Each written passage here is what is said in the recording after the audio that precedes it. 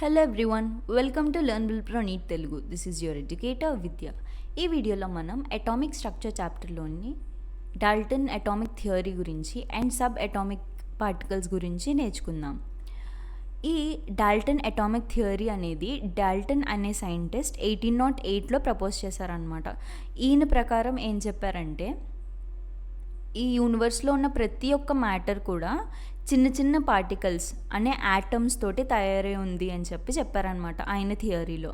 అయితే ఈ యాటమ్స్ అనేవి ఒక ఎలిమెంట్లో ఉన్న అన్ని యాటమ్స్ కూడా సేమ్ సైజ్ తోటి సేమ్ మాస్తో ఉంటాయి అండ్ ఆల్సో వాటి ప్రాపర్టీస్ అన్నీ కూడా సేమ్గా ఉంటాయని చెప్పారు. అండ్ డిఫరెంట్ ఎలిమెంట్స్లో ఉన్న యాటమ్స్ అనేవి డిఫరెంట్గా ఉంటాయి. అంటే ఇప్పుడు ఫర్ ఎగ్జాంపుల్ ఏ అనే ఎలిమెంట్ ఉంది, బి అనే ఎలిమెంట్ ఉంది. ఏ ఎలిమెంట్లో ఉన్న అన్ని యాటమ్స్ కూడా ఒకలానే ఉంటాయి, బిలో ఉన్నవన్నీ ఒకలానే ఉంటాయి, కానీ ఏ బి ఒకలా ఉండవు అనమాట. సో అలా ఉంటాయి అని చెప్పారు. అండ్ ఈ యాటమ్స్ అనేవి ఏంటంటే దాని తర్వాత మనం సబ్ డివైడ్ చేయలేము, దాన్ని మనం క్రియేట్ చేయలేం అండ్ ఆల్సో డిస్ట్రాయ్ కూడా చేయలేమని చెప్పారనమాట డాల్టన్. అయితే ఈ యాటమ్స్ అనేవి ఏంటంటే డిఫరెంట్ ఎలిమెంట్స్ యొక్క యాటమ్స్ అనేవి సింపుల్ హోల్ నెంబర్ రేషియోస్లో, అంటే ఏదో ఒక పర్టిక్యులర్ రేషియోలో కంబైన్డ్ అయ్యి కాంపౌండ్స్ని ఫామ్ చేస్తాయని చెప్పారనమాట. ఫర్ ఎగ్జాంపుల్ చూసుకుంటే వాటర్లో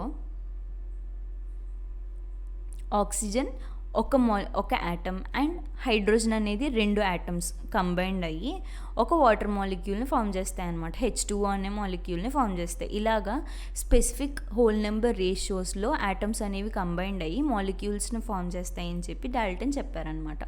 అండ్ ఆల్సో ఈయన థియరీ బట్టి law of conservation of mass అనే లాని అండ్ లా ఆఫ్ కాన్స్టెంట్ కంపోజిషన్ని and also law of multiple ప్రపోర్షన్స్ని, ఈ 3 లాస్ని డాల్టన్ ఎక్స్ప్లెయిన్ చేశారనమాట.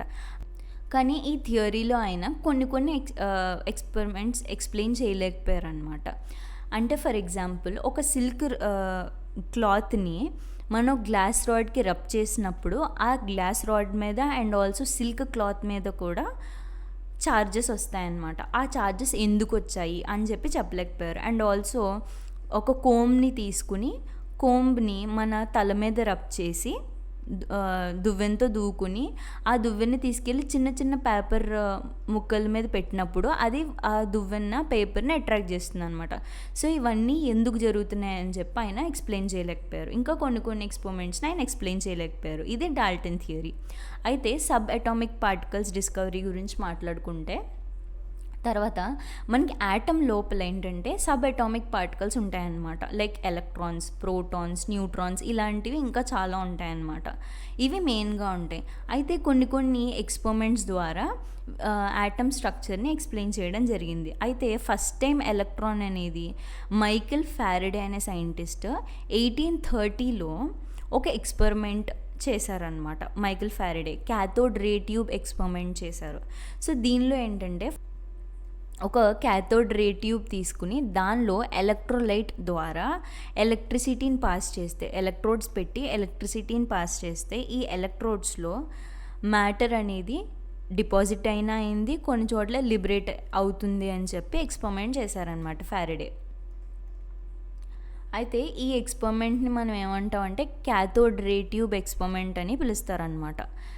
Cathode ray discharge tube experiment అని పిలుస్తారు. అయితే ఈ ఫారడే ఏం చేశారంటే ఒక ట్యూబ్ తీసుకున్నారనమాట, ఇవాక్యులేటెడ్ ట్యూబ్ తీసుకున్నారు. దీనిలో ఏంటంటే ప్రెషర్, డిఫరెంట్ గ్యాసెస్ యొక్క ప్రెషర్ అనేది ఏంటంటే అడ్జస్ట్ చేస్తూ సర్టెన్ ప్రెషర్ దగ్గర తీసుకున్నారనమాట. దానిలో 2 ఎలక్ట్రోడ్స్, థిన్ ఎలక్ట్రోడ్ మెటల్ ప్లేట్స్ని పెట్టి సీల్ చేసి దాని లోపలంతా ఎలక్ట్రోలైటిక్ సొల్యూషన్ పెడతారనమాట. పెట్టి ఆ ఎలక్ట్రోడ్స్ని ఎలక్ట్రిసిటీకి, హై వోల్టేజ్ ఎలక్ట్రిసిటీ అండ్ లో ప్రెషర్ దగ్గర కనెక్ట్ చేస్తారనమాట. ఇలా చేసినప్పుడు ఏంటంటే ఒక సర్టెన్ వోల్టేజ్ దగ్గర కరెంట్ అనేది పాస్ అవ్వినప్పుడు పార్టికల్స్ అనేవి నెగిటివ్ ఎలక్ట్రోడ్ అంటే క్యాథోడ్ దగ్గర నుంచి పాజిటివ్ ఎలక్ట్రోడ్ యానోడ్కి పాస్ అవుతాయి అన్నమాట కొన్ని రేస్. ఈ రేస్ని ఆయన ఏమన్నారంటే cathode rays or cathode ray particles అని పిలిచారనమాట. అయితే వీటిల్లో క్యాథోడ్ నుంచి యానోడ్కి కరెంట్ ఫ్లో అయినప్పుడు పార్టికల్స్ కూడా ఫ్లో అయ్యాయి అన్నమాట. ఈ ఫ్లోని ఆయన కనుక్కోవడం కోసం యానోడ్లో చిన్న హోల్ లాంటిది పెట్టి దాని బయట ఒక ఫ్లోరసెన్స్ సబ్స్టెన్స్ అనేది పెట్టారనమాట. జింక్ సల్ఫైడ్ ఫ్లోరసెంట్ సబ్స్టెన్స్ పెట్టారు. అది మెరుస్తుంది అనమాట. దాని మీద ఎప్పుడైతే రేస్ పడతాయో అప్పుడు అది మెరుస్తుంది అనమాట దాని నుంచి పడినప్పుడు. సో దాన్ని బట్టి మనకి ఏం తెలుస్తుందంటే సర్టెన్ రేస్ అనేవి దాని నుంచి వెళ్ళాయి అని చెప్పి తెలుస్తుంది. సో ఇది క్యాథోడ్ రే ట్యూబ్. దీనిలో ఇలా ట్యూబ్లా ఉండి 2 ఎలక్ట్రోడ్స్ ఉంటాయి. ఒకటేమో నెగిటివ్ ఎలక్ట్రోడ్ క్యాథోడ్, ఇంకోటి పాజిటివ్ ఎలక్ట్రోడ్ యానోడ్ అనమాట.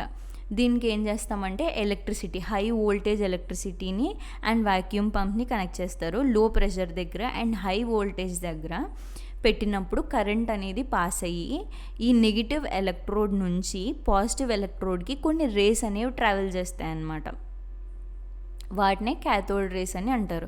సో వీటిని ఫైండ్ అవుట్ చేయడానికి ఈ యానోడ్ దగ్గర చిన్న హోల్ పెట్టి బయట ఒక ఫ్లోరసెంట్ సబ్స్టెన్స్ అనేది పెడతారనమాట. ఈ ఫ్లోరసెంట్ సబ్స్టెన్స్ ఏంటంటే జింక్ సల్ఫైడ్తో ఉంటుంది. ఎప్పుడైతే ఈ యానోడ్ ఈ రేస్ అనేవి దీని మీద పడతాయో అప్పుడు చిన్న చిన్న బ్రైట్ స్పాట్స్ లాంటివి కనిపిస్తాయి అన్నమాట. సో దట్ ఒక రేస్ అనేది దాని మీద పడింది అని చెప్పడం కోసం. అయితే ఈ ఎక్స్పెరిమెంట్ చేయడం ద్వారా ఆయన ఏమేం కంక్లూజన్స్ ఇచ్చారు అంటే క్యాథోడ్ రేస్ అనేవి క్యాథోడ్ నుంచి యానోడ్కి మూవ్ అవుతుంది అని చెప్పారు. అండ్ ఈ రేస్ అనేవి మన కళ్ళకు కనిపించవు అనమాట. సో అలా కనిపించవు కాబట్టి ఈ ఫ్లోరసెంట్ స్క్రీన్ అనేది పడుతున్నాయి అని చెప్పడం కోసం, ఇలాంటి రేస్ అనేవి వస్తున్నాయని చెప్పడం కోసం. ఎప్పుడైతే ఈ ఫ్లోరసెంట్ స్క్రీన్ మీద ఈ రేస్ పడతాయో అప్పుడు అది గ్లో అవుతుంది అనమాట ఆ పర్టికులర్ స్పాట్లో.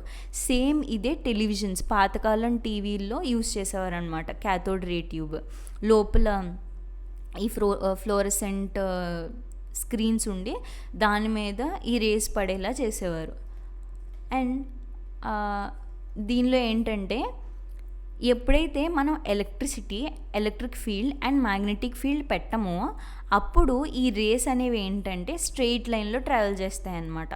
బట్ ఎప్పుడైతే మనం ఈ రేస్కి ఎలక్ట్రికల్ అండ్ మ్యాగ్నెటిక్ ఫీల్డ్ని అప్లై చేస్తామో అప్పుడు ఇవి ఏంటంటే వీటి బిహేవియర్ అనేది నెగిటివ్లీ చార్జ్డ్ పార్టికల్స్కి సిమిలర్గా ఉంటుందన్నమాట. Same negatively charged particles electrical field magnetic ఫీల్డ్లో ఎలా బిహేవ్ చేస్తాయో క్యాథోడ్ రేస్ కూడా అలానే బిహేవ్ చేస్తాయి అన్నమాట. సో అందుకని క్యాథోడ్ రేస్ అనేవి నెగిటివ్లీ చార్జ్డ్ పార్టికల్స్ ఉంటాయి ఇందులో అని చెప్పి కనుక్కున్నారనమాట. తర్వాత వాటికి ఎలక్ట్రాన్స్ అని నేమ్ ఇచ్చారనమాట. అయితే ఈ క్యాథోడ్ రేస్ అనేది ఎప్పుడూ కూడా దాని క్యారెక్టర్ అనేది ఎప్పుడూ మెటీరియల్ మీద డిపెండ్ అవ్వదు. అంటే మనం తీసుకునే ఎలక్ట్రోడ్ ఏ మెటీరియల్తో తయారైంది, ఏ మెటల్తో తయారైంది అన్న దాని మీద డిపెండ్ అవ్వదు అనమాట. అండ్ ఆల్సో మనం ఆ ట్యూబ్లో ఎలాంటి గ్యాస్ని యూజ్ చేసాం అన్నది కూడా దాని మీద కూడా డిపెండ్ అవ్వదు అనమాట. అండ్ ఈ హోల్ ఎక్స్పెరిమెంట్స్ వీటన్నిటిని బట్టి ఏం కంక్లూడ్ చేశారు అంటే యాటమ్స్ లోపల ఎలక్ట్రాన్స్ అనేవి తయారై ఉంటాయి, యాటమ్స్ అనేవి ఎలక్ట్రాన్స్తో తయారై ఉంటాయి అని చెప్పి ఎక్స్ప్లెయిన్ చేశారనమాట. So that's it for the video. I hope you all like this video. Thanks for joining us.